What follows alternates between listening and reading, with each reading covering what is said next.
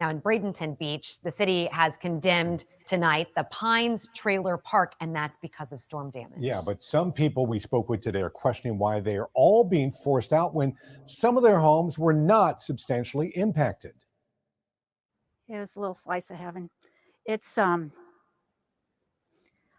emotional. You drove over the bridge and all your troubles went away. For Sandy Seaver, her home just off the Cortez Bridge was her paradise for the last 10 years. Now she and dozens of others have to find a new place to stay. Well, they're telling us they're condemning the entire park, regardless of the condition of your trailers.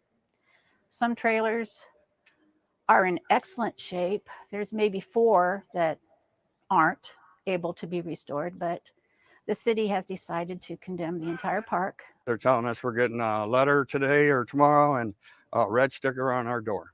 Joseph Klingler took us into his home to show us what it looks like now. The water was here in my lower part, and it didn't get to the top part, but they're still saying if you got any water, you're condemned.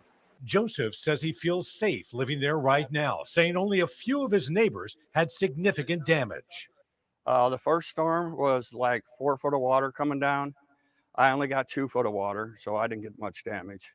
The second storm was all wind. I only had very little damage at all. Today, we took their concerns straight to the city attorney. There were some guidelines and guidance provided indicating that if there was any water intrusion into any of the mobile home parks or trailer parks, they're a different structure from that of a typical residential home.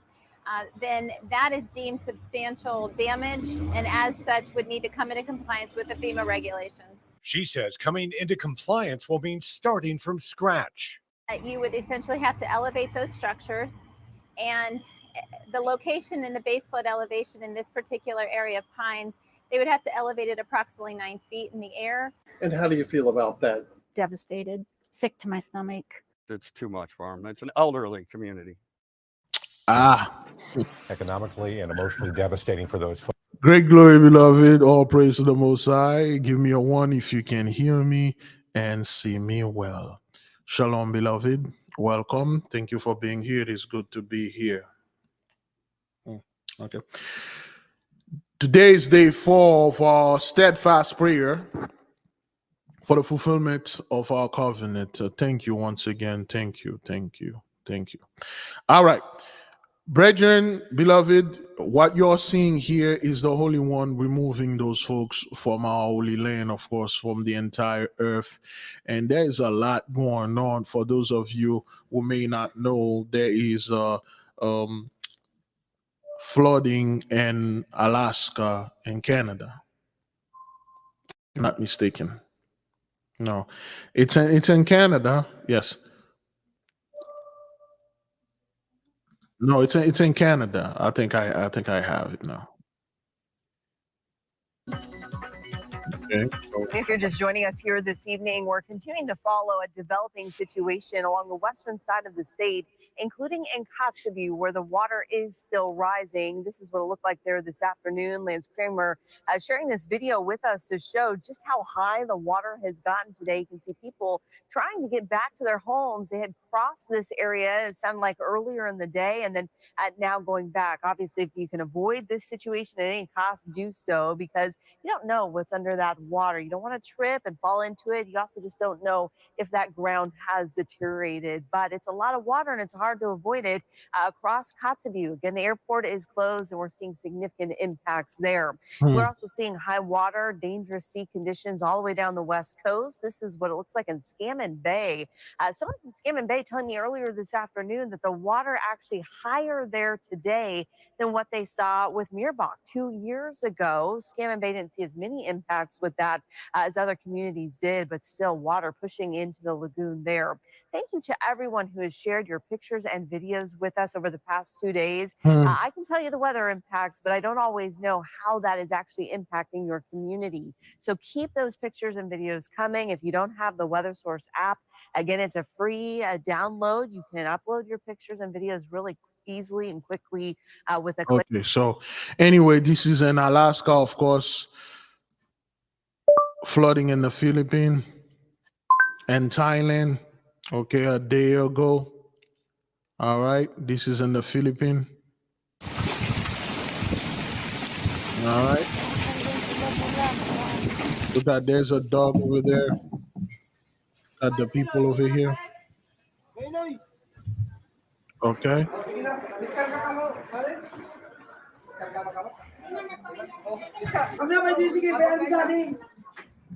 Okay.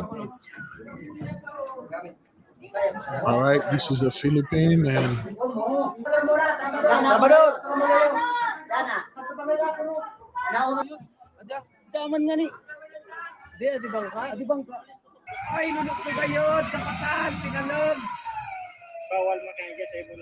but the car is buried.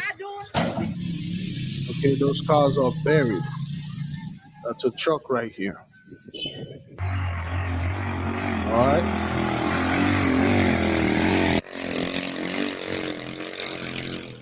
It's bad, okay? Flooding in Thailand. Okay.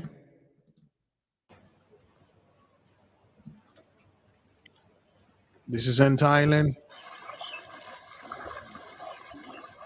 Only one is washing everything out. It's everywhere.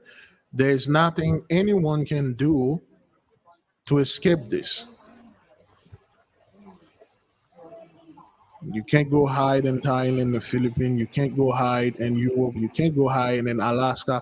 A lot of people left California and go to Alaska because of water. You know, they want to go over there for water. There's no water in California. Well, there you go. You got plenty of water now. Okay. So it's everywhere. All right. So this again. We have a couple of videos we're going to play for the people.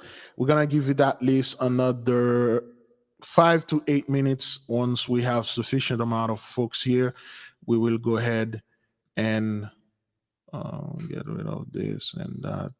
We'll go ahead and play this, okay? Now, beloved, this is the people over there in Florida, okay? This is what they do to clean out whatever they mess or anything like that. This is after Hurricane Milton, okay?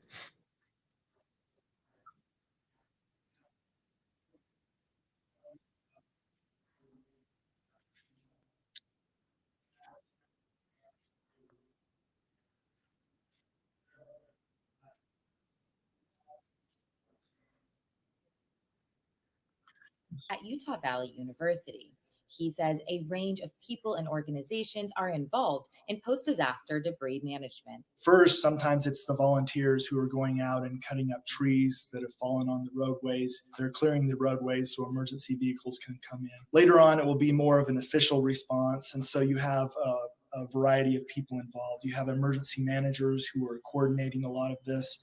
They're working with public works because they have a lot of heavy equipment and trucks and tractors and things like that. In addition to that, you have contractors who have been hired by the community, by the jurisdiction to come in and remove debris. And then beyond that, you have state officials who are there to oversee things. FEMA's involved because they're paying the bill and they're making sure there's no fraud, waste, or abuse. And then in addition to that, you have environmental groups who are making sure that things are done properly so we can protect our natural resources. But then it gets very complicated because you could have hazardous materials with the debris. In some cases, they may open up temporary storage sites so that they can figure out what to do with debris. In other cases, they may open up other landfills to send the debris there. McIntyre says the complexity behind debris management can cause the process to take weeks, months, and even years to clean up and could cost an enormous amount. With the Tohoku earthquake and the tsunami there in Japan, that was over 10 years ago. And they're still having piles of debris that they're trying to figure out what to do with. So exactly. This could be an so extreme. You got this stuff in Japan that happened 13 years ago. They still not done with it. You do know Katrina, they still can't, they never recovered from Katrina, right? And the Japanese also never recovered from this tsunami that they had. They still have piles of stuff, things that they are hiding, they don't show it, and then they are dealing with things. That's how bad those things are. Of course, those people will never come out and say, okay, well, we are dealing with this thing and we don't know how to do it, and it's really bringing us down. It's costs a lot of money, a lot of manpower, and a lot of mind, a lot of effort went into this. They ain't gonna say this. They're going to act like, oh man, Japan is so safe, Japan is so clean, Japan is so that. A lot of people in Japan are dying. They are 988 themselves. They are auto-deleting themselves because, well, the blessing is done. Somebody post. Let me go ahead and finish him playing this. Somebody post something about Tim Burton, say something and stuff. Extremely long process. And in some cases, you may never get rid of everything. You may just have piles of debris in certain locations. With Hurricane Andrew, for example, this was a hurricane that occurred in 1992 in Miami. That debris cost $43 million by itself to deal with. And so it can be very expensive. Again, it can be anywhere between 25 and 35% of the total cost of disaster. In the US, one element of the post-disaster impact is who is affected most. One of the truisms in environmental justice is that certain communities are impacted first and impacted worst. Matthew Tejada is Senior Vice President for Environmental Health at the Natural Resources Defense Council. And in the United States, that means we're traditionally looking at communities of color, black and brown communities, low-income white communities, and importantly, it's important to remember indigenous communities. That's a lie. That's a lie. That's how it used to be. That's how it used to be. It used to affect us. Katrina is your Trump to go to. It usually affected us when things happen. Now you ain't gonna blame this on us. We see the trailer park. The tornadoes love trailer parks. We see the trailer parks. We Asheville. What happened over there in Asheville and Chimney Rock and all those places, which we'll go on to this, has nothing to do with us, son.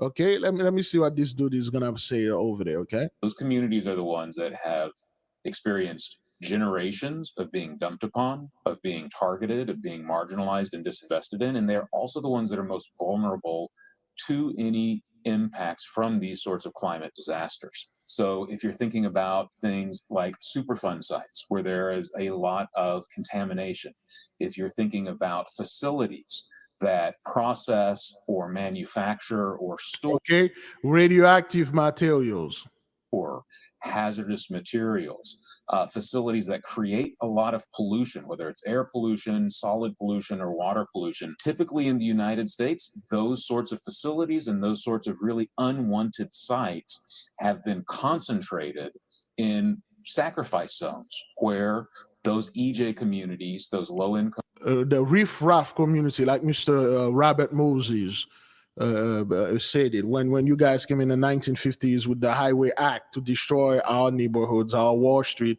Black Wall Street, that you could not burn down because, of course, they have TVs and things and stuff like that. The media was all over.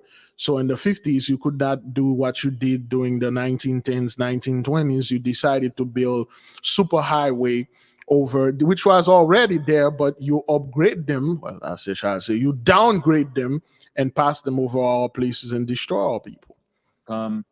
Communities of color, indigenous communities. It's not the communities of color. Just say it. Like you guys like to put it there and then bring in your surf and vassals and make it seem that we are all in the same thing. Live and have lived for a long time. They have been very purposefully and very effectively targeted over generations to be the homes of these. Okay, and 70% of super funds are located within a mile of low-income public house. Okay, these hazardous, unwanted sorts of facilities, and when climate disasters come through, that just doubles down on the risk and the impact for the communities that live closest to those really dangerous facilities and sites. One of the biggest issues facing a community after a disaster, Tejada says, is where to put all that waste. Landfills typically are not going to be created just in response to one of these storms. A lot of communities, a lot of cities that are just out there trying to get by, trying to get waste out of people's yards, trying to get sidewalks and streets back open. They accumulate a lot of this waste and they'll have interim storage sites. And that is another thing that a lot of communities that have gone through, unfortunately, many storms, they've learned that you can't just take all of that waste and go pile it up in some vacant lot in somebody's community and let it sit there for 6 months while you look for a landfill, right? Because those vacant lots and the places where they're going to put that sort of stuff, again, is in those communities that have been most dumped upon, are already most vulnerable, are needing the most assistance, and they're getting hit one more time by the collection and interim storage of that waste just in vacant areas. And there's the issue of land values in marginalized communities often being lower than in other areas. How do we assess where the greatest damage has occurred? Again, that is in many instances, it's driven by things like property values, residential values, insurance rates. So there's a natural bias cooked in to how we look at it from a high level that is really going to favor wealthier communities. Anyway, this dude is still lying to his teeth. You guys are in trouble now. Just like you used to see back then, those things used to happen in our community or wherever people that are like us or look like us live at. Now you're seeing quite the opposite. Yeah, you can see it. Okay, beloved, let's move in with the prayer. Let's move in with the prayer. And we have a couple of the videos we're going to go into. We're probably going to do a little bit of back to the past and a little flashback and see what the stuff those people said. But anyway, thank you, Heavenly Father. Great glory to the Most High God Almighty.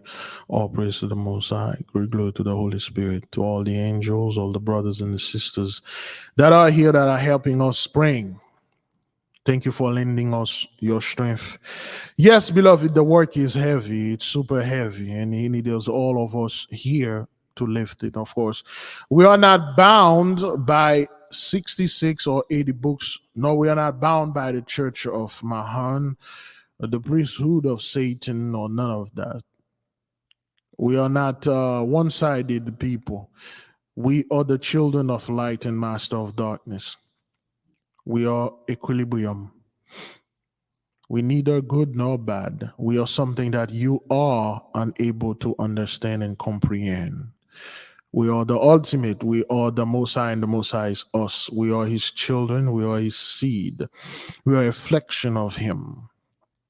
That is why we are so complex, and we make your thoughts perplex. The fact that at this point you still have so-called Christians or any other domination or trying to come in the midst of us and convince us to come to them as a figure of authority and prove that, show you how delusional these people, these folks, or all these beings that we're dealing with. Every day when we are waking up and checking the news, or we're not checking the news, something interesting is going on. And these interesting things always happen to a very specific group of people. Those calamities always happen to a very specific targeted demographic. Yea, now they are seeing these things is coming upon them because judgment is here. There is no getting out of this. That's why those trailer parks are being shut down and people are being removed. Certain community are cut off from civilization. Certain people are dropping. Certain others are missing. That is why you need the migrant and to bring them here to keep the illusion that somehow you are in charge or you are more than the light.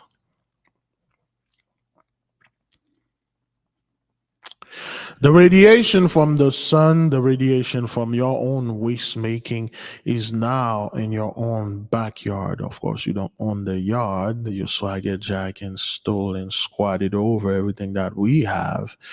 Now all those radiation is making you sick. Everything that is happening, beloved, is the power of the Holy One because we turn our face away from all this backwardness and ignorance. Now we are people of wisdom and knowledge. You may not get to the place the way that I get there. You may not use the same method that I used to get there, but damn it, we are there. Some of us walked there, we got there. Some of us biked there. Some of us ride our bicycles. Some of us drive there. Some of us take a train and bus and airplane. But damn it, we are there. It doesn't matter at this point. We are here. Yes, indeed, 1619, 2019, the 400 years is over. That's how you see the entire world. The flooding is everywhere. It's in Alaska, Poland, Germany, France, Italy, Ireland, England, what we are calling the UK, Cuba, Bermuda, Mexico, Acapulco, the Yucatan Peninsula, Florida, Tennessee, North Carolina, western part of it to be specific, Alaska, Thailand, and of course the Philippines. Those are the results of our prayers. Those are the results of our 400 years. You are not going to come in the midst of us and convince us, oh, we are in trouble, Jacob's trouble. The weather is being controlled by us collectively with our consciousness, and we told the weather to decimate it, you people of this land, to decimate it and erase you folks from this world. What you are seeing here is the prelude to the great fumigation. Indeed, we have an infestation upon this earth, and the Mighty One is sending and doing this holy fumigation. And all of you vermins, worms, are going to be destroyed because you are unnatural. You don't belong here. We pray the Holy One so he can reestablish the covenant. We ask you, the Most High God Almighty, to bring unto us and give unto us the ark of the covenant, to return the power unto us, to return our lands, our women, our men, our children, our animals, our plants and flowers, the fauna, the flora, the stars, the heaven, the air, the fire, the water, the fish, the Leviathan, the dragon, the dragon, the behemoth, and return all that is rightfully ours unto us, so we may rule in righteousness, so we may rule in peace and in love.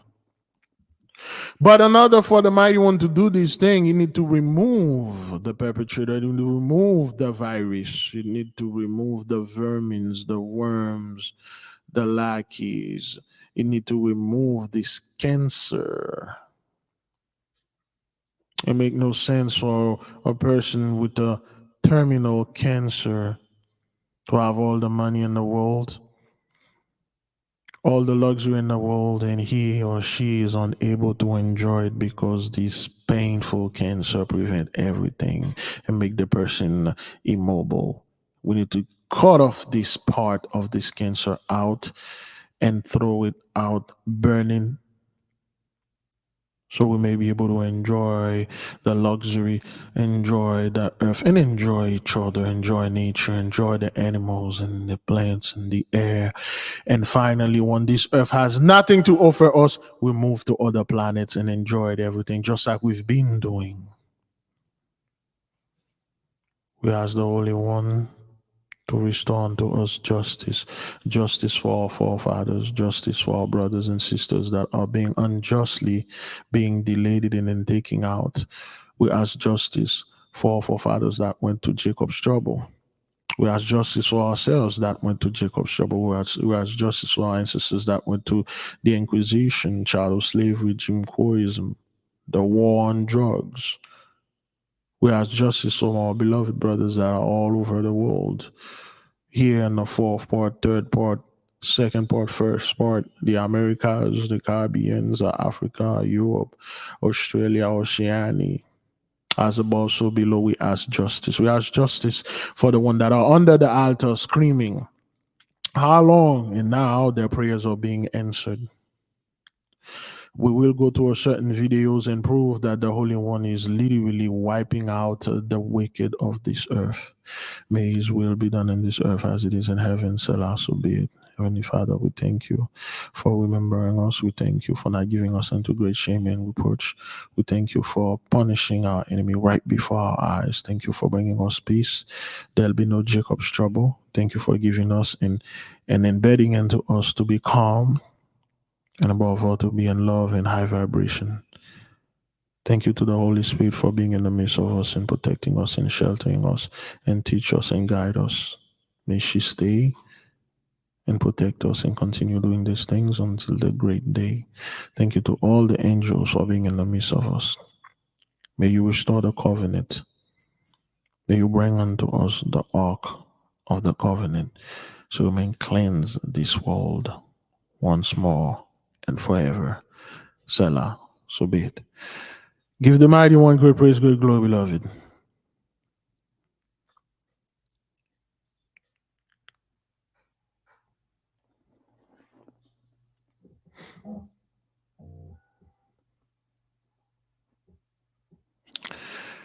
Great glory, give the mighty one great praise, great glory, beloved. Thank you for joining us. For all of you that did join us for the prayer is over. Thank you. We are going to move a little bit to the next part of this program. Family Handbook provides the tools and knowledge you need to elevate your spiritual practice. Begin your journey to empowerment and enlightenment today. Available now on Amazon.com. The 8K family. Have you ever felt a deep yearning for spiritual growth but didn't know where to start? What if I told you there's a guide that can lead you through every step? Introducing the 8K Family Handbook. This comprehensive guide is your ultimate companion for spiritual empowerment, offering invaluable insights and practical steps to enhance your spiritual journey. What's inside? Perform spiritual background checks.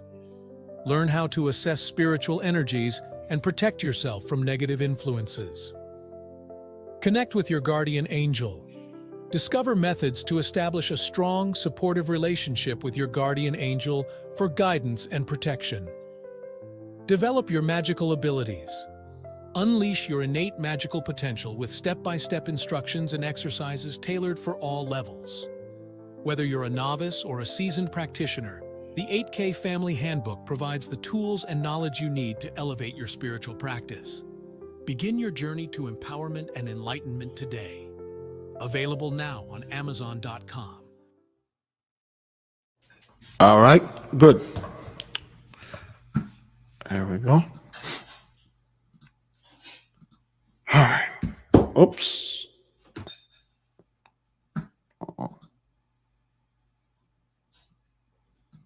Huh.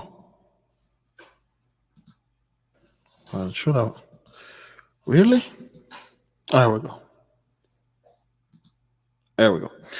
All right, beloved. So we are going to go to certain of the videos that we have here. And we just wanted the nation to give you attention, to look through this proof with the eyes of the Holy Spirit. That is, of course, if you have it. And we want to prove to the people this is not Jacob's trouble, okay? This is a video or someone shared with me yesterday. All right.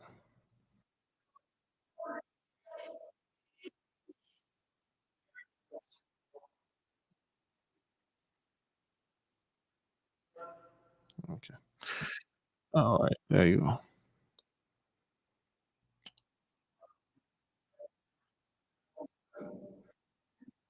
Okay.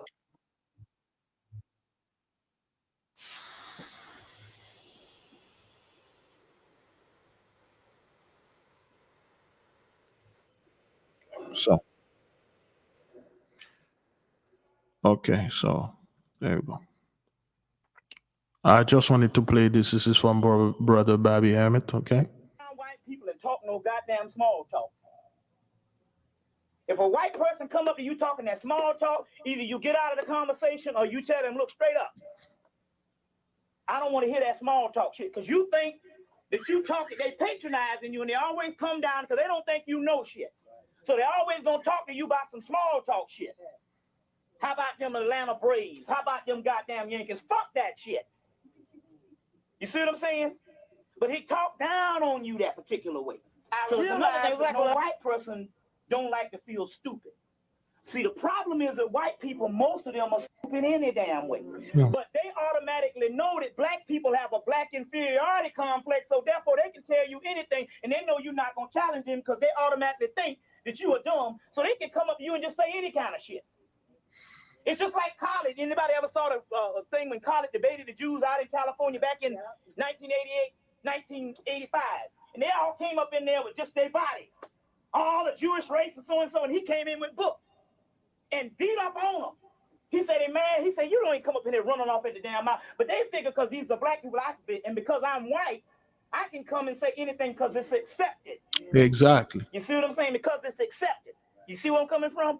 So that's All the right. right now is they now, and plus the thing about it is this is not the perception based on black people that didn't have an Okay, education. so They know that the average black person with a college education, you always are going to cater to him because you feel inferior.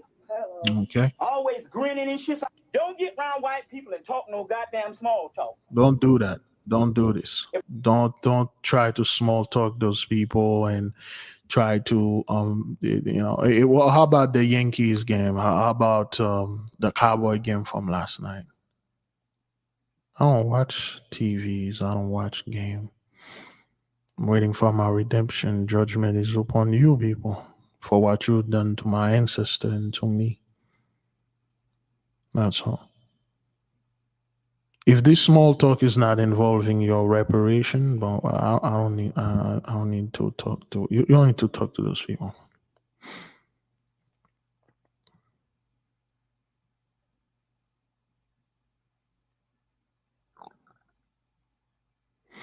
If this small talk doesn't involve me and my ancestors and how you are going to do the best that you can to restore us, I don't want to have any small talk with you. I want to have a big talk.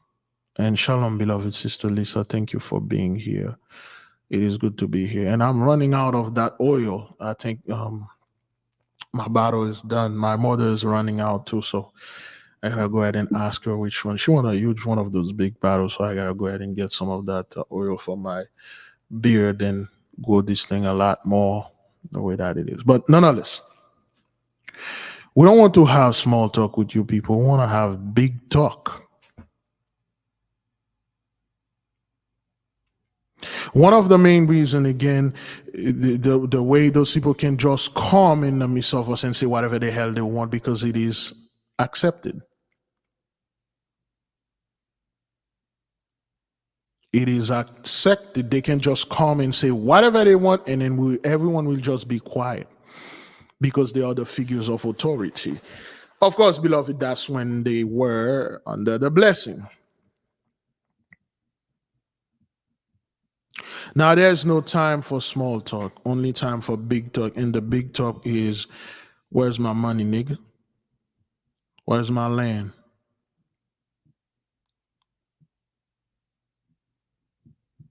Where's my justice? Well, I don't have it. Well, allow me to take it. Okay. I just wanted to bring that out so people would know small talk things. Okay. Okay, today's 25 of being in the hurricane here in the Swannanoa area. Something I didn't think anybody knew about is we have coyotes on the backside of the property, and they're eating the flesh of the people who died. Now, at day 25, it's pretty much dissolved, but they're after the bones and other stuff, so they're digging in the debris in order to get to what there is, which is helping the recovery team find the bodies. We've also got bear. Bear have been doing the same thing. They go down to where the river is and the biggest pile of debris is, and they're just eating because it's almost hibernation. And they're eating the flesh left off. So the bears are eating the flesh of the people that are, thank you, Sister Daughter Zion 92. While beasts will be the grave. People think when we say those things, we are making it up. Wild beasts will be their grave. Though some of those people will never be buried because animal already eat their body. So now you have those coyotes, you have those bears, those wolves, and the buzzard. They will eat those people flesh, and then they will process it into fecal matter or poop, and then they will poop, and then it will go ahead into the soil. It will enrich the soil and make it very fertile.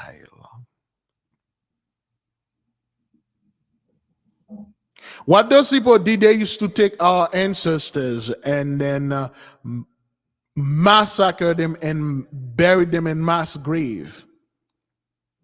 And then what they would do, they will plant over those mass graves.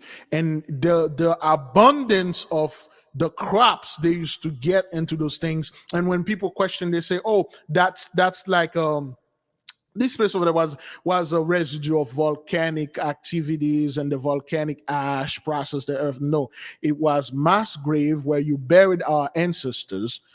Not like one by one, you just dig a whole grave and then you drop them in there, you let them rotten, and then you pour things on them. It fertilized the land and you plant stuff, and then it was good. So now there he goes.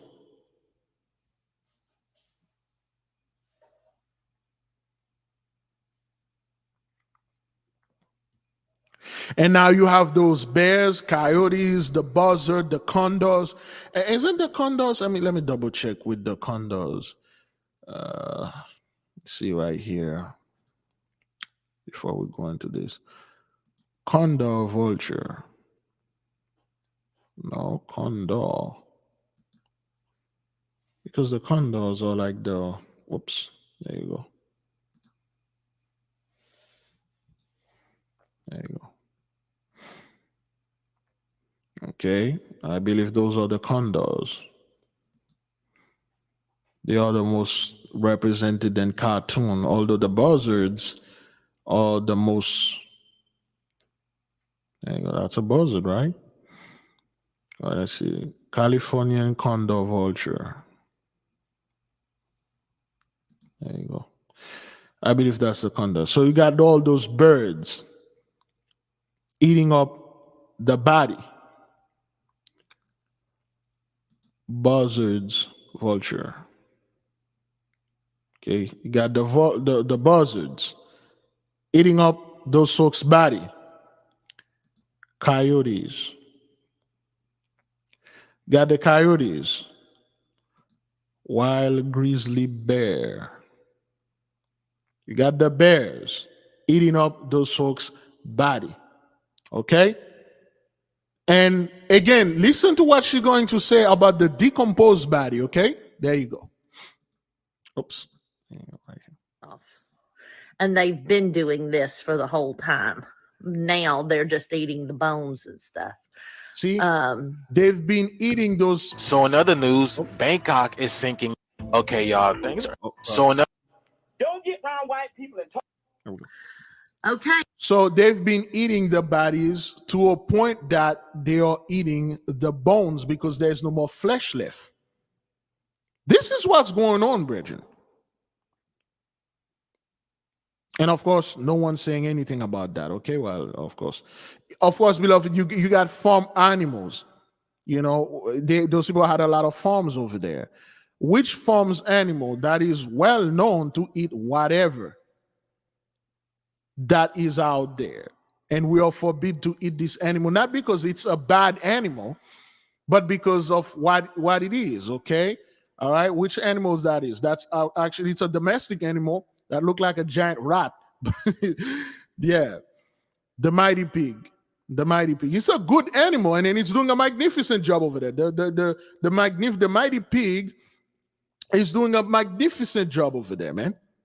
It's a great animal. It's not an animal we should hate, which just simply cannot eat the mighty pig, man. But it's doing a great job over there. All right, let's listen to the rest of this stuff. Hey, today's 25 of being in the hurricane here in the Swannanoa area. Something I didn't think anybody knew about is we have coyotes on the backside of the property, and they're eating the flesh of the people who died. Now, at day 25, it's pretty much dissolved, but they're after the bones and other stuff. So they're digging in the debris in order to get to what there is, which is helping the recovery team find the bodies. We've also got bear. Bear have been doing the same thing. They go down to where the river is and the biggest pile of debris is, and they're just eating because it's almost hibernation, and they're eating the flesh left off. And they've been doing this for the whole time. Now they're just eating the bones and stuff. I'm Cynthia here in North Carolina. I've seen a lot of people do good work. I've seen a lot of people take the money and run. Okay. Please donate it. Don't. So they have this grifter problem, okay, where people are online. There are other places. There are some of them all the way in Canada. Oh man, send me money, and they give you they give you some fake stuff. They're gonna play some video they never did, and after that they ask for money, and people send them money. And in this crisis, you still got scumbags. You got scumbags making money off dead people, man. You got people like faking things and saying that they weren't this stuff or they are bringing supplies. They were not. Okay? Now, beloved, for those of you that just listen to this, we are in October. We well, I have one more day now, Halloween. Do you believe those folk over there in Western North Carolina will have a great Christmas? Or they will have a Christmas at all? Because Christmas is like it's their go-to. Do you believe they will have an Halloween? Do you believe kids over there will go trick or treats? Is that what that is? Trick or treat? Trick or treat? Trick and treat? Trick or treat? Trick or treating? Trick and treat. But they never show you the trick. They always want the treats, which is candies and stuff. When kids opened the door back then, when this H was ours, mostly was tricks. And the tricks was when we have magical powers, we will summon fire, we will show them tricks, and then they will do it. Now it's tricks. Buy this freaking candy, make me rich. Will those people have a good Halloween, a good Thanksgiving? Thanksgiving is right down the corner. A good look, there's a guy. Let me show you. Let me finish playing. Well, no, not finish. There's a guy. Let me show you what this fellow say. Okay, tricks or trick? Yeah, right. Don't donate anything to the government. The government is not handing out money or giving people anything but loans. And if people are donating money to help the people, it's not working because they're not getting it. A lot of churches doing a lot of good work. The Billy Graham Cove is building tiny houses because the government's not going to let the people rebuild their houses. So these little tiny houses, they can sit there as they try and rebuild or think about after the shock of what they've been through.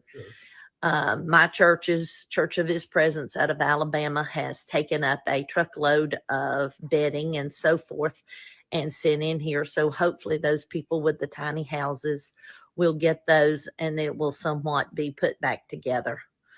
Now, if this video goes viral and it gets monetized, send the money to me. Somebody sent me $50 the other day. I went and bought cookie rolls, and these people that are feeding, I baked cookies all day and took cookies for them to give out with their feed.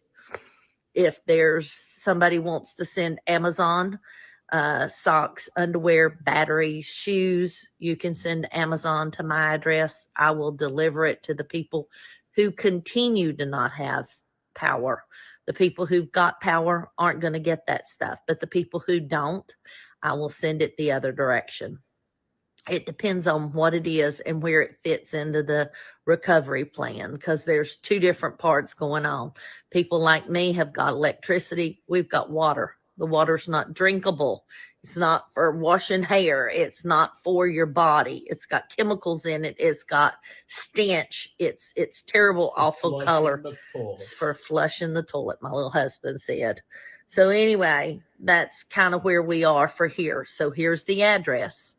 2437 Riceville Road, Asheville, North Carolina, 28805. And if it's a check, you mail it to me. Okay, so we see the panhandling and the grifting things. Now, this fellow, he said, Western North Carolina, no power for 9 months. This is the estimate. He said from 9 months to 1 year. How long we have until Thanksgiving? Well, how long they have until Thanksgiving? How long those people have until Christmas? How long they have until the major holidays, Christmas Eve or New Year's Eve? You're looking at about 9 months before they could restore power.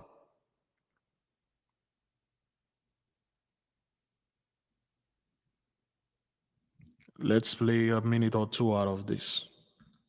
Be good, but here's the problem, folks. These people way back in there like that, those generators eventually are going to run out of fuel, and that's something we need to try to figure out how they can get it in there. Because you think about a four-wheeler, you put a 5-gallon gas can in there, and about the time you, even with a good nozzle on it, unless you had it shut off, you're going to lose some going up in there. And it's very steep terrain. It'd be difficult to strap a 5-gallon gas can on there. I don't know how many folks are in there in that situation or anything. But I wanted to share with you this.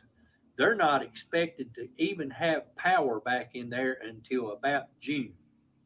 And that's right. You heard me correctly. June of next year.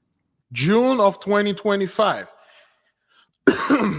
It's bad, brother. It's bad.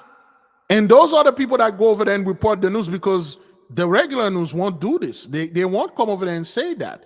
They'll make it seem like the government had everything under control. Don't worry about it, like we always told you. Now worry about go beating on them black folk, and go worry about Mr. Sean Combs and the baby oil thing. Go worry about that. But this dude told you that right there, like, yo, this thing going to take like until next June, 9 months from now. 9 to a year to restore power. How are they going to survive? Well, of course, remember, 83 always make it pride how he's a wild man. He can survive in the winter. You know, he from the winter, we from the hot side. You know, he can survive in the snow and stuff. Well, let's see how you're going to survive on this. We'll see. Brother Tim at Bethel, the pastor at Bethel, he also was talking to me about a location right close to the church that got flooded out. Roads are washed out. The only way you can get in is by ATV. It takes around 45 minutes to get into the location from a state maintained area where you could get started with supplies, and 45 minutes to get in. They only have generators. The hopes of them getting any power is between March and June of next year. Every power pole down in the lower half of the valley down in there was swept away. So there's no hope for those folks getting any power. So you see how critical these heaters are. These people are going to have to try to survive all winter long on heaters. Then they want. Somebody said that this accent is heavy. Let me show you another thing concerning those people accent. Here's something concerning their accent. Let me see if there's any difference here. The Negro is not a part of my family. As a result, I don't elect to have him sit and eat with me. As a result, I don't elect to have him belong to a club that I may belong to. I don't elect to be. For Judge Obar, as for most Southern whites, out of the past has come a philosophy he calls the Southern way of life. The Negro and his place is at the heart of it. This is the way it has been. It's the history of the South. It's because we've been brought up like this. We have been taught like this. And we teach our children like this. And they'll teach their children like that. I think it is a matter that has been history all down through the years and will remain history.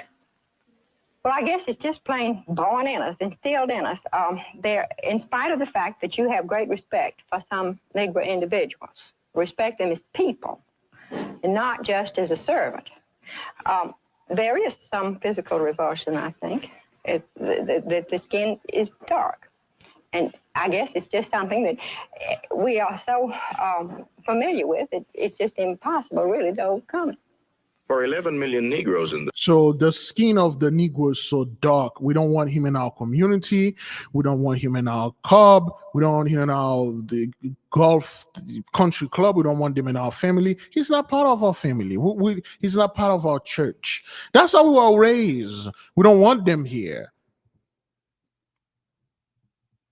And then you got the same fellow, the same kind of guy. Okay, this is their children. Those are the dudes, the people that was raised by, let me see, there you go, by that guy. You see the difference? You see the resemblance? We raise our children like this. We raise our what like that. And then now those people that you did not want to live in your community over there in Asheville, and you gather all your people over there, most of them, and then you got this storm or this hurricane in the mountain came in and destroy you people.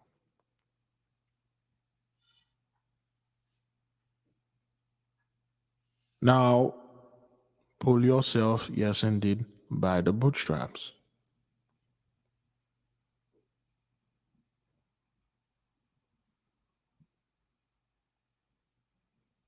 Now you got those church pastors coming out there and say, well, the church is this, the church is that, and this is this, this is that, and stuff. This is how your ancestors, hell, those not even your ancestors. That happened in 1965. This is how your grandparents, some of them are still alive, I'm assuming. This is how your grandparents used to talk. They raised you like that. They pass that on to you. This is what this fellow said. Listen to what that guy said, okay? The Negro is not a part of my family. He didn't say the Negro, okay? He said the other words, okay? The Negro is not a part of my family. As a result, I don't elect to have him sit and eat with me. As a result, I don't elect to have him belong to a club that I may belong to. I don't elect to be. For Judge Obar. So this is the guy that sit there. You know, you're not part of my family. I don't like you around me. I don't like you here enjoying the blessing with me. Get the hell out of my community. Get the hell out of my lane. And those are the same people, beloved, that came in right now and tell us we are in this together. We need all hands on deck. No colors matter. No matter who you are, no matter how much money, no gender, we're all in this together. But in the 60s, I don't like you. You're not part of my family. You're not part of my this. I don't want you here. I don't want you there. Now, those are the same people that come like, okay, well, we need your donation now. We need you to send those heaters for those people. They all forced into them and stuff like that. Oh, yes, that guy is a judge. He's a judge. Can you imagine what this guy did to our people when they come before him for a traffic stop? Can you imagine what this guy did to our people when they come before him for a civil case and the other person happened to be white? Those are the judges, the police officers doctors and lawyers back then. This is how they think. All right, let's play the rest of this stuff. Okay, one more time. Whoops. As for most Southern whites, there we go. The Negro is not a part of my family. As a result, I don't elect to have him sit and eat with me. As a result, I don't elect to have him belong to a club that I may belong to. I don't elect to be. For Judge Obar, as for most Southern whites, he's a judge. Out of the past has come a philosophy he calls the Southern way of life. The Negro and his place is at the heart of it. This is the way it has been. It's the history of the South. Is because we've been brought up like this. We have been taught like this. Taught like this. And we teach our children like this. Teach our children like this. And they'll teach their children like that. And they will teach I their think children. it is a matter that has been history It is all history? down through the years and will remain history. There you go. Well, I guess it's just plain born in us, instilled in us. There, in spite of the fact that you have great respect for some Negro individuals, respect them as people, and not just as a servant. There is some physical revulsion, I think, that the skin is dark. And I guess it's just something that we are so familiar with, it's just impossible really to overcome it. For 11 million Negroes in the South, there is also a Southern way of life. But rarely have they been asked for their interpretation.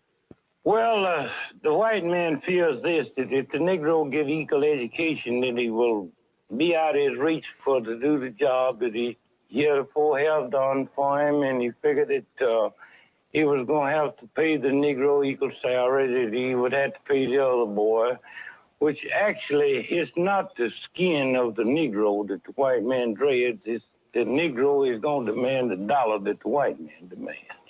Power. That's after 1965, and then they start bringing all those immigrants or migrant over there to do the job that they were paying you pennies to do.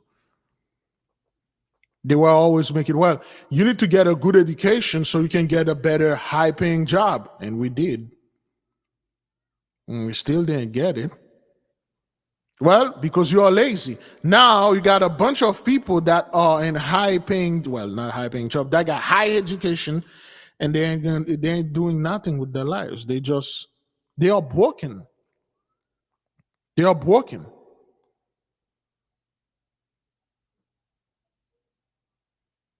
They are broken. Now, those guys, they're always about power. They're always about, I'm making more money than you. Remember, we played a video the other day. You got a $400,000 a year crackhead, cocaine head, men that are making money. They respected this man. They show his family and the positive view and everything else. But our people, they demonize them. All right. So those are the same people now. We need to come together. And Brother Tim in Flat Rock, the pastor, I got to keep the Tim separated. We've got talking about a couple of them here on the video. He was telling me that all these folks, most of them, they don't have a job now because they've lost their employment. The business they was working at may be gone. It was in town. They 45 minutes on an ATV just to get out to a location where they could even get to a job, but their cars are trapped back in the hills. Or they've lost their car, depending on where it was parked and how close they were to that river. So you see, folks, it's a bad, bad situation up there. I might have mentioned this morning, and I think it did, they were still showing on Duke Power that there's 14,000. Those are the people. They were taught by their forefathers, by their parents. It's ingrained in them, okay? And then now, this is what you people are dealing with. Okay? Chernobyl, and I got it on the screen. Well, here's a story about somebody wrote in here, an American Chernobyl, and I got it on the screen. Well, here's a story about a lot of what happened in Chernobyl that people don't know about.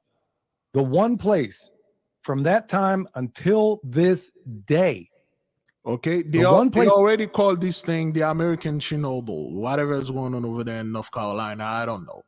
This is, remember, we talked about this thing yesterday. Okay, I'm gonna make this clear again. All right, in Chernobyl that was unaffected by any of the irradiation that happened there, believe it or not, it was actually the place where they not invented, but basically advanced windrow composting. So we know that biology will eat up all this stuff. Specifically, we know you got nematodes, protozoa, fungi, bacteria, all these things, this soil food web. And if we put it in the right proportions, we know that there is not a single toxin on this earth that we know of, including radiation, that cannot be bioremediated. So I've got a team right now, one of the world's best experts in this, and I'm putting together like a dream team of all these different people that can help bioremediate this stuff. And yes, part of it could very well be hemp, because I mean, one of the beauties about hemp is that it look, this is what you people are trying to do now. Your expert will fix this, just like so those people think Donald Trump will fix the entire thing. You know, the moment Donald Trump become president, bloop, time went back the same way it is. This thing that happened in Western Carolina never happened. This dude is thinking here he's going to get his best scientists, his best people, and then suck up, use bacteria to eat up the radiation and stuff like that. Because of course, mushroom can do this, you know, and a lot of stuff can do that. Bacteria, everything has its purpose, Bridge, and that's how there are certain things that are forbid for us to eat. Okay. Everything can do that. So now this dude is sitting there and then trying to put his expert, this dream team I'm putting together. I'm gonna fix this, okay? Me, donate to my channel, okay? All right then. it will suck all of the toxins out of there. But there's a whole host of other things that we're going to plant, hopefully alongside the riverbank. And here's the best part. I ain't asking permission. We're going to go out there and do it. I know some people are going to come down on us like Thor's hammer, but I'm not caring. Jimmy cracked corn, and I don't care. I'm not asking permission.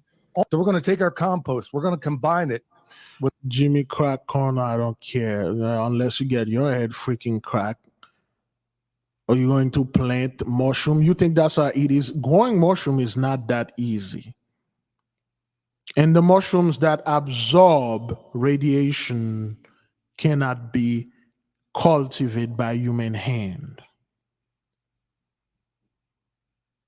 You see, mushrooms specifically, there's a specific type of it. It's very sensitive to contamination. You cannot just go and decide you start planting mushroom. Mushrooms need a very specific conditioning area for it to grow, or whatever that you think you're going to do over there. That's not how it works. You don't need permission. Go ahead, go force your way there. You see, our own government will blow your head off. Your own people will do this to you, okay? All right? So, okay. There, oops. All right, there's this other video. We deployed Grindstone Ministries for the 46th time to your neck of the woods, Eastern Tennessee, Western North Carolina, with the expectation that, yeah, it's a hurricane. We do hurricanes, no big deal. Bring me skid steers and track hose and chainsaws and bottled water and food, and we'll handle this. Yeah, that was the easy part. It has been unlike any other deployment we've ever been on, absolutely unprecedented. This is the only disaster I've ever worked, and I've been doing this since Hurricane Katrina. The only one I've ever worked that the federal government is actively working against recovery. Yes, because they know something's going on. That's why they're acting on against recovery, because they know it's a done deal. It's a lost cause. It may make no point to risk more human lives to go out there. And I was reading the comment, people still going on after Haiti into these things. Oh, well, we are the greatest nation on earth.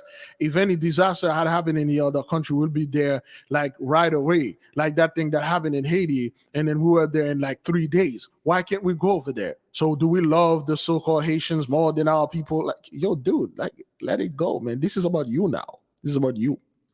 Actively working against the recovery process, which tells me they've got something to hide. And I believe that they do have something to hide, because we're already getting reports, firsthand reports of cadaver dogs that are dying. Okay. So we're walking through these areas, Cadaver dogs are dying. People that have the dogs that are looking for the cadavers, the dogs that are sniffing things, they are dying.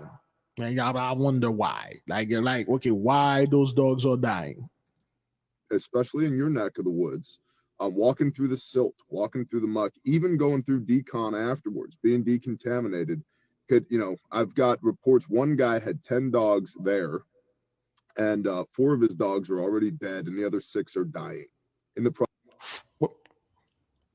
we deployed Grindstone Ministries for the 40s. Unlike any other disaster I've ever worked, and I've been doing this since Hurry, they're actively working against the recovery. I believe that they do have something to hide. Okay, the guy got 4 dogs, 10 dogs, 4 already no more, and 6 is sick. Because we're already getting reports, firsthand reports of cadaver dogs that are dying. That we're walking through these areas, especially in your neck of the woods, walking through the silt, walking through the muck, even going through decon afterwards, being decontaminated. I've got reports. One guy had 10 dogs there, and 4 of his dogs are already dead, and the other 6 are dying, in the process of dying. Got another woman, firsthand account, that was rescuing horses, was leading horses through the muck and the mud and the river, and the horses are so incredibly sick that they started doing blood tests on the horses, and the tests that have been coming back are, in their words, literally off the charts. We deployed Grindstone Ministries for the 46th So time. you got the horses and you got the dogs are dying. What about the people? You think the people are leaving? You think the Holy One is just targeting animals? You think that's what that is? We had reports that those folks, there was a guy, he warned, he said, hey, if you go there, this mud, muck, or whatever is eating through people's boots, you don't know what's in there. But a lot of grifters, opportunists, virtue signaling fools went over there and staged things, and then they go over there, they gang their way, they get their little 5 or 15 minutes of fame, and then they left. See, you came in with nothing, but you left with something. And the pride of those people, well, we're going to rebuild. Well, it's a nuclear waste thing now over there. Where are you going to rebuild and how? I had this. Well, I'm not gonna wait for no permission. I'm gonna go over there and plant those things. It doesn't work like that, buddy. That's not how it works. You got animals that are trying to help those people, such as a dog, help rescue, they die. You got animals that try to help transport those people, like a horse, they die. Now you got animals that are eating those people, like bears, coyote, and vulture, they leave. The scavengers, they leave. The pigs, the mighty pig, they leave because they were built for that. Their body were built for that. They can handle the toxin. Talking about toxin, let's take this, okay? Usually there are 3 Ds I do not discuss online: dating, diet, and drugs. But because of the subject coming on toxin and the animals eating other stuff, I just So a catfish has fins. Why? So a catfish has fins but no scales. You would stay away from that. Squid, octopus. They're not shellfish, but you stay away. No scales, no fins. Why? Anything that doesn't have scales and fins, shellfish, and the other items I mentioned, squid, octopus, catfish, they're filters. They absorb whatever toxin is in the water, and they keep the toxins in their flesh that you are eating. This is why when I grew up in Boston, we had sometimes the red tide. The red tide would come in, which are these red microorganisms like an algae, and they're poisonous. You couldn't swim. You couldn't go out and swim in the ocean. If there was a red tide, you'd get sick. But you also couldn't eat the shellfish that came out of Boston Harbor or the area, because those shellfish absorbed the toxin in the water, and you would get sick or potentially die from eating anything that came out of the water when there was a red tide. Why? So a catfish has fins but no scales. You would stay away from that. Squid, octopus. They're not shellfish, but you stay away. No scales, no fins. Why? Anything that doesn't have scales and fins, shellfish, and so those animals that are eating, that's their job. That's their job. The mighty pig, this is his job. The bear, that's his job. The vulture, that's his job. That's what it does. But the horse, the dog that tried to help those people, they are dying, including the people that are next to them. Doesn't mean that the squids, the shellfish, they are bad animals. We should go out there and kill them. No, I don't want my people to think like that. I don't want my people to think like a pig is a very bad, dirty animal. Let's kill it because it's so dirty and bad and he'd like to play in the mud. No, that's his job. That's what he's supposed to do. And the mighty pig is doing a great job. Let the freaking pig do the pig job, man. Those people are being destroyed left and right, and there's nothing they can do about it. Okay, all right, let's go, beloved. Again, okay, this is gonna be a little bit unhinged, but this is gonna be a little bit unhinged, but you want to know a true pig? Cool. But it's actually a waste removal. This is all shit and piss. Fucking crazy. I don't know how this person lives here. It's fucking insane. It's just shit and piss. Every single one. It's fucking disgusting. Okay. I'm out of junk removal. See, this is what this person did. This is how 83 does things. I show those things all the time. They use all those plastic Tupperware, okay, Tupperware. They poop in them and piss in them. Poop in them and piss in them. Everything they poop, piss, and put in right there. This is all shit and piss. Fucking crazy. I don't know how this person lives here. It's fucking insane. It's just shit and piss. Every single one. It's fucking disgusting. Okay. I'm out of junk removal. So this is how a so-called a real actual pig leaves that. Okay, you know, even the natural pig don't leave like that. You know, but yeah, that's how those people do things. Okay, now.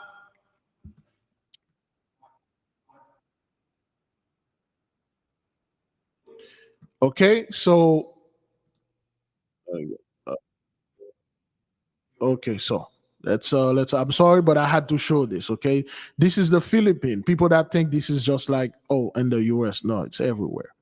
Aware of this, but a powerful typhoon just struck the Philippines and left parts of the Philippines completely underwater. Y'all, look at this, y'all. When I'm talking about submerged, I mean condos and homes completely submerged underwater. Those trees are about 15 to 20 feet up in the air. And do you see where this water is, y'all? Y'all see that? And the thing about it is this was going on. So again, for the people that, you know, that watch the previous video, it's just to show you how those people are living over there and you know, that specific place. Because if your toilet is not working, remember that woman that said the toilet's already backed up? The toilet's already backed up. you're not, if you're living in this place and that situation, it's not gonna be a healthy development for you. Okay, just letting you folks know how the things. This is by no way coming from North Carolina. Okay, this is just a random video that I find to make a point, but just to give you a little bit of stroke your imagination. Like, how do those people live over there if they don't have any bathroom, water, they can't drink anything? How do they live? What do they do? Well, you got a little idea. So this is the Philippines now. Going on for 2 days, y'all. Did that water. Look how powerful that water is. Extremely powerful. Bro, there is no stopping that. If people aren't holding on to things, this is what this guy's doing. He's holding on to something so he don't go. Look at how these people are crossing over. See? That water's not playing. Look at the way that these people are crossing over. Listen to completely flooded, bro, everywhere. And then what you continue to see is people on top of their roofs, y'all. Look at that, bro. Are you kidding me? Look at that. So a lot of people may not be too familiar with this. We've been bringing this thing out for a while. And we told people, listen, it will come to a point. You're going to see this stuff everywhere. People are going to be on top of their home. People are going to be no more things. Well, 2020, 2021, people didn't care. Well, we need to be back to normal. The government tried to take my job. The government will try to. Those are the people. Remember those people in 2020 that didn't want to wear anything over their face because the government tried to tell me what to do and the government. Those are the same people like, where is the government? Where is FEMA? They should have been here and tell me what to do. They should have been here and then bring me stuff so I can cover my body because of the cold and stuff. They should have been here and rescue us. But you people, you didn't want the government because of that stuff they told you to wear over your face because they didn't know, they still don't know what that thing is, the plague. They just give it a name. They call it 19. They say 6 feet and then it will go away. It never did. There's no place to hide, no place to go, none. And it's getting worse. Look, all that water came in. Look at this. What? I am literally at a loss for words. Those waters came in all the way from over there into here. The whole planet is literally full of water. I don't know if you're aware. Okay, let me see if I can. So in other news. Okay, today's 20. So in other news. This is one of the video that people. Look at the. Oops. Oh boy. What do you do if the police? I'm out of junk. If you look at the Ukraine. Okay. So for my people that have been studying 48 laws of power, listen to this and then you see which law that is. Listen closely to the students. All right. If you look at the Ukraine assistance, let's talk about where the money is really going. A significant portion of it's being spent in the United States in 38 different states, replacing the weapons that we sent to Ukraine with more modern weapons. So we're rebuilding our industrial base. That's what President Biden's seeking to do. It's correct. No Americans are getting killed in Ukraine. We're rebuilding our industrial base. The Ukrainians are destroying the army of one of our biggest rivals. I have a hard time finding anything wrong with that. I think it's wonderful that they're defending themselves. And also the notion that the Europeans are not doing enough. They've done almost $90 billion. They're housing a bunch of refugees who escaped. I think that our NATO allies in Europe have done quite a lot.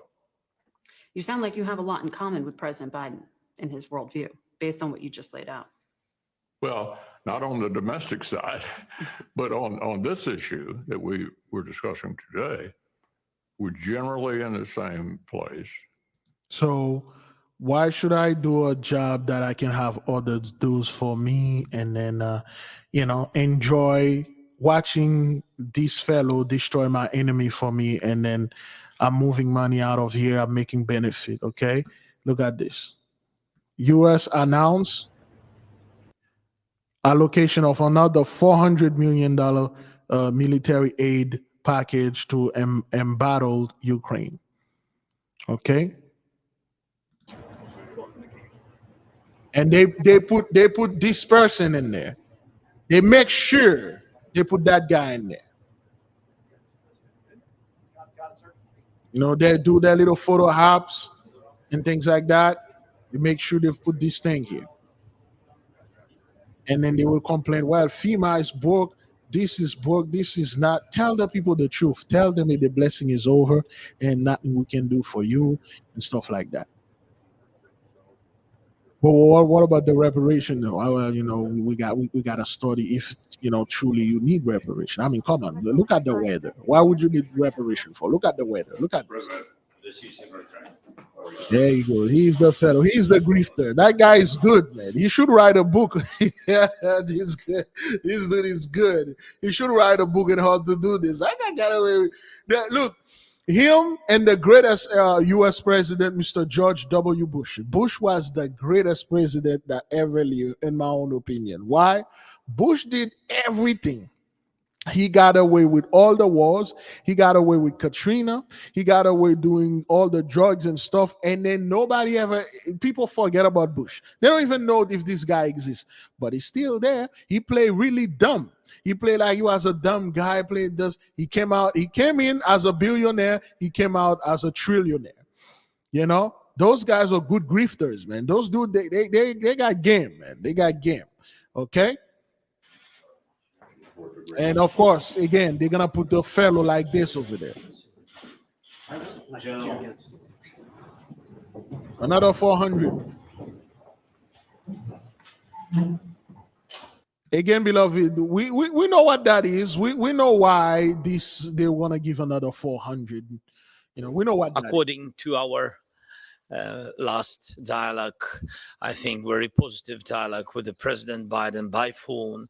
We discussed a lot of things. And by the way, thanks for the last package supporting our soldiers.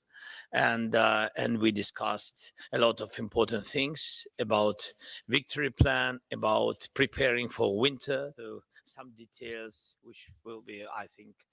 How much money do you need? We've moved heaven and earth to help Ukraine in that inspiring coalition of more than 50 allies and partners. Okay, we move heaven and earth. Again, they have to get a Negro-like person to do these things. So people would say, oh man, black folk, we need to pray for those people. We need to pray for Ish because, you know, Ish is like the children of God. I mean, if you're still this garbage, get out of here, son. Continues to stand united to provide your country with the security assistance that Ukraine needs to prevail. Under President Biden's leadership, the United States remains committed to keeping up this support. And so I'm pleased to announce today the commitment of a $400 million presidential drawdown package to provide your forces with additional munitions, armored vehicles, and anti-tank weapons. There you go. There you go. 400. 400. It's everywhere. 16, 19, 2019. There you go. And those people don't have no money for our people. They have no money to help us. They have no money to do anything for us. But to fight war, kill, murder, and rape, and the American people support that. They are calling those people heroes. You know, they are sick with the whole hero. Those are heroes, Big Levi.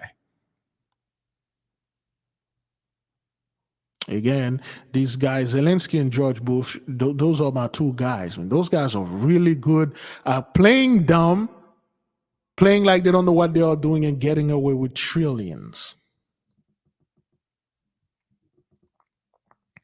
That's what's going on. All right, beloved, let me see if we can take we can take a few more videos and then we should be done. But let's put this first here. The 8K family. Have you ever felt a deep yearning for spiritual growth but didn't know where to start? What if I told you there's a guide that can lead you through every step?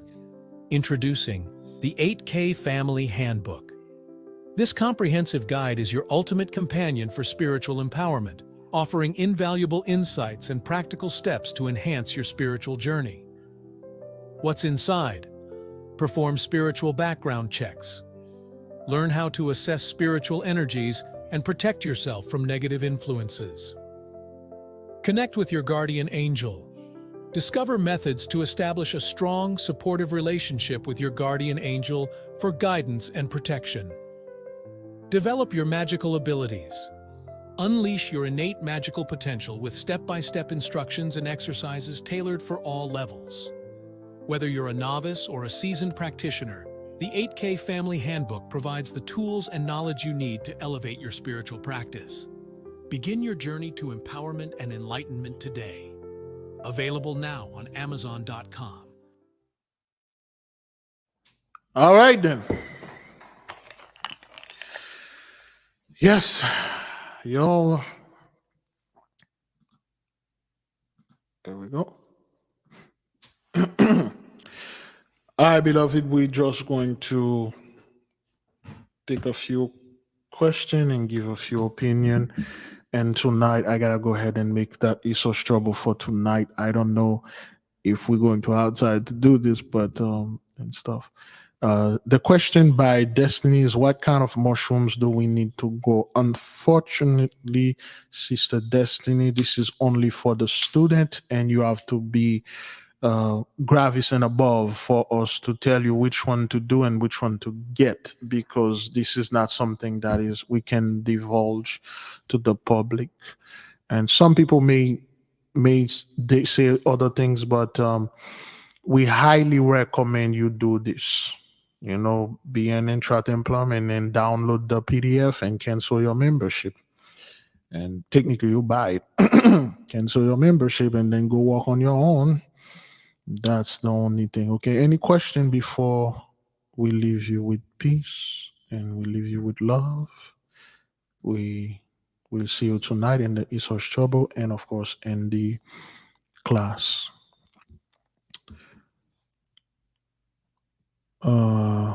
Yes, if you have questions, write them down. It is always good, of course, that's what it is. If you have questions, write them down. But, beloved, please be collected in your question. If you have to call, we still have the same rules, and the rule is keep everything under 3 minutes. If you throughout a lesson or throughout anything we're doing, write down your concern, your question, and bring it with calmness and with a collective thought or collected thoughts. We don't want anyone rambling or dragging, okay? Because we are at a time now, we don't want no brain fog. Everyone should be calm and talk straight to the point, and then we're good. Any question, beloved, before we leave you with peace? Thank you to the sister that talk about that fellow, Mr. Tarzan. I believe she sent me an email. See if I can share the email. The Tarzan actor, that fellow, he's no more, and she decoded the whole thing.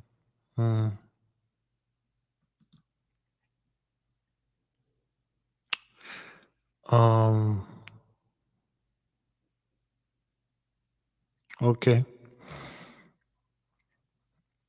Okay, this is what she said. The fellow stars in death, you know, rulers, death, Tarzan died, death of white ascension, conquest and rules.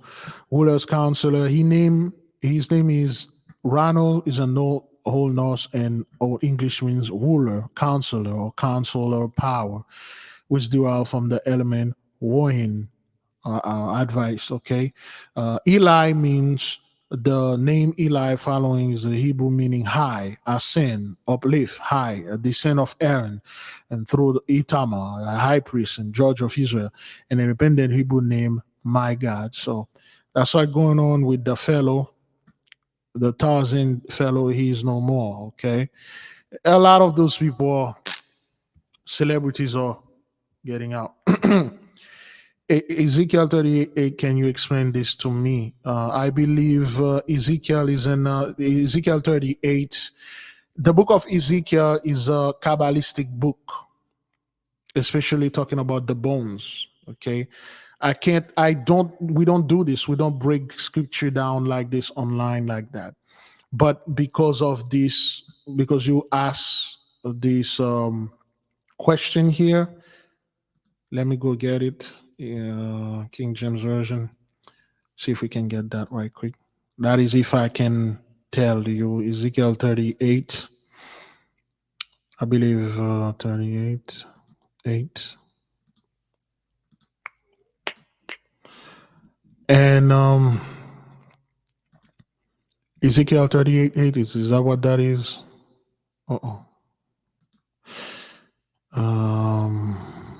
See if that's what the question. Will Esau ever admit it's their judgment? No, they won't. Not now, but they will. Not now, but they will. They will admit it. At one point, they will. It will become so bad they're gonna say, "Oh man, we so sorry, black folk. Can you pray for us one more time?"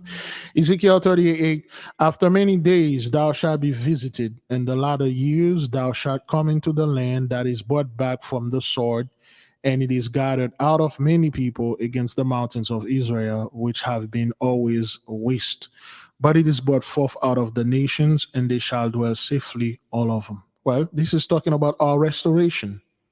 This is talking about our land after we went through Jacob's trouble, after our land being wasted. And we will be brought out forth from the nation, and we shall be dwell there safety, and no one will shall bother us. No one will come in the midst of us. This is a prophecy that are in the midst of being fulfilled. Ezekiel 38, 8. Then again, if you need any so-called breakdown, it would be best if you write in and send us an email, because we're not sharing anything sacred like that online. The book of Ezekiel is a Kabbalistic book. Ezekiel 38, all the chapter 38, Ezekiel 35 and 38 is all Kabbalistic. The book of Isaiah, it's a coded book. The entire Bible, that's what it is. So we have to be very careful when we are saying words or things and breaking things down online, because people are watching, and then they will say what they will take what we say and Christianize it, and then they put their own stuff and things like that. Okay.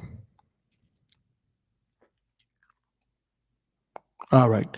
Any more questions, beloved? If you have none, we'll leave you with peace. We'll leave you with love.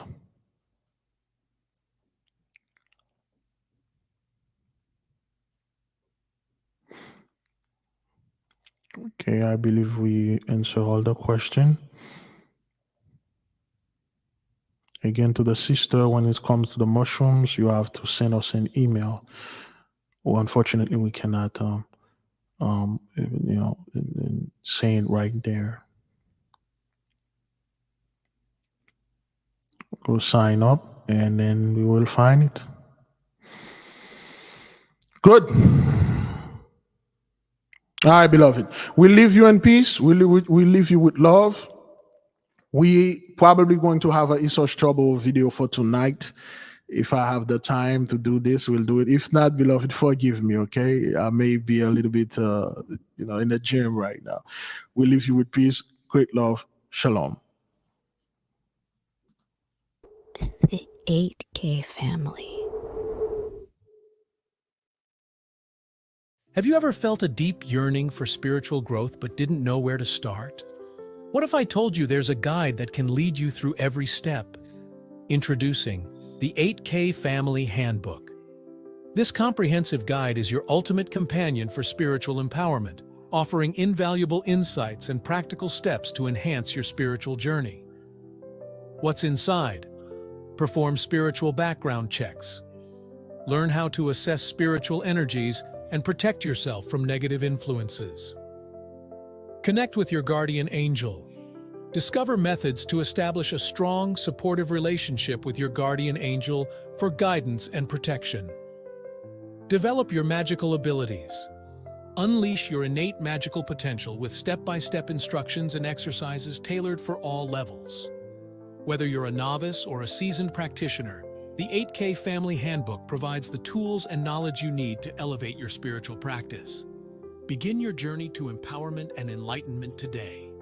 Available now on Amazon.com.